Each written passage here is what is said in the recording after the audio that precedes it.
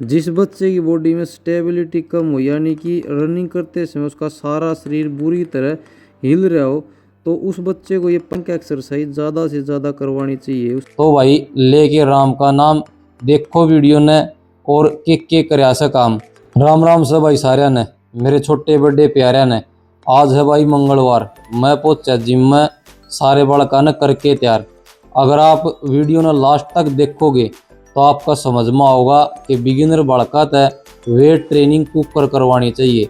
आपा बिगिनर बड़का तय लाइट वेट के साथ वेट ट्रेनिंग करवा सका सा, और कौन कौन सी एक्सरसाइज ढंग तक करनी चाहिए यह बात समझा सका सा।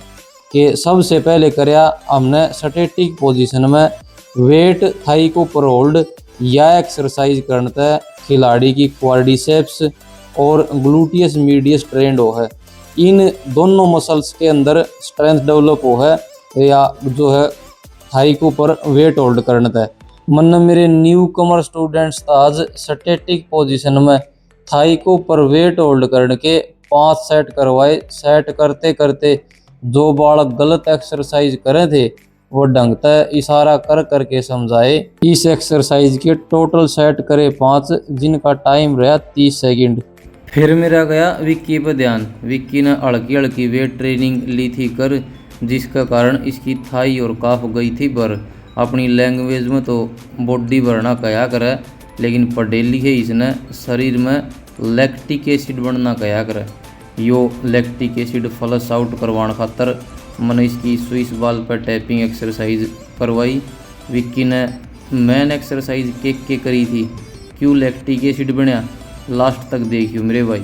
विक्की की एक्सरसाइज करवा के मैं आया बच्चा पार्टी के दौरे। बच्चा पार्टी कर रही थी मल्टीपर्पज एक्सरसाइज। इस एक्सरसाइज का नाम है सीटेड प्लेट फ्रंट रेज। इस एक्सरसाइज ने मल्टीपर्पज एक्सरसाइज इसलिए भी कहे हैं क्योंकि इस एक्सरसाइज तक हमारी कई मसल्स एक साथ ट्रेंड हो जाए, जैसे quadriceps, groin, glutes, pectoralis major, deltoid muscle. और हमारे एथलेटिक्स के अंदर ज़्यादातर इन मसल्स का एक अहम रोल रहता है, और ये एक्सरसाइज एथलीट के लिए एक वरदान साबित होती है। इसलिए बिगिनर बच्चों को ये एक्सरसाइज ज़रूर करवानी चाहिए, और ये बच्चों को जल्दी से जल्दी रिजल्ट निकाल के देती है। हमें हमारे हर एक एथलीट, चाहे वो बिगिनर हो चाहे वो एलीट एथलीट हो, उसको वेट ट्रेनिंग करवाते समय क्वांटिटी को अवॉइड करके और क्वालिटी के ऊपर ध्यान देना चाहिए, क्योंकि एथलेटिक्स के जितने भी इवेंट हैं उनके अंदर वेट ट्रेनिंग का एक अहम योगदान रहता है। आजकल तो मैराथन रनर भी लाइट वेट के साथ वेट ट्रेनिंग करते हुए नजर आ रहे हैं।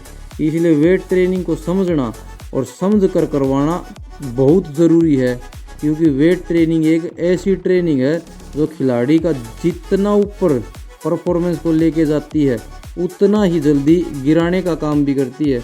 क्योंकि ज़्यादातर कोचेज की यही प्रॉब्लम रहती है कि वे वेट ट्रेनिंग का लोड बच्चे पर चढ़ा तो देते हैं, लेकिन डीलोड नहीं करना आता। इसी चक्कर में उस खिलाड़ी की जो परफॉर्मेंस है वो डाउन आने लगती है, और खिलाड़ी का धीरे धीरे डाउनफॉल हो जाता है। कोचिंग के बारे में बात करते करते मैं इस एक्सरसाइज का नाम बताना तो भूल ही गया। इस एक्सरसाइज का नाम है गुड मॉर्निंग एक्सरसाइज। अगर हम वेट प्लेट लेकर के इस एक्सरसाइज को कर रहे हैं तो हम इस एक्सरसाइज को बोल सकते हैं good morning exercise with using plate. हमने इस एक्सरसाइज के 5 सेट किए, जिनके रिपीटेशन थे 10, और फिर हम बढ़े प्लैंक एक्सरसाइज की तरफ। प्लैंक एक्सरसाइज को स्विस बॉल के ऊपर करने से हमारी कोर मसल स्ट्रॉन्ग होती है और उनके अंदर स्टेबिलिटी आती है।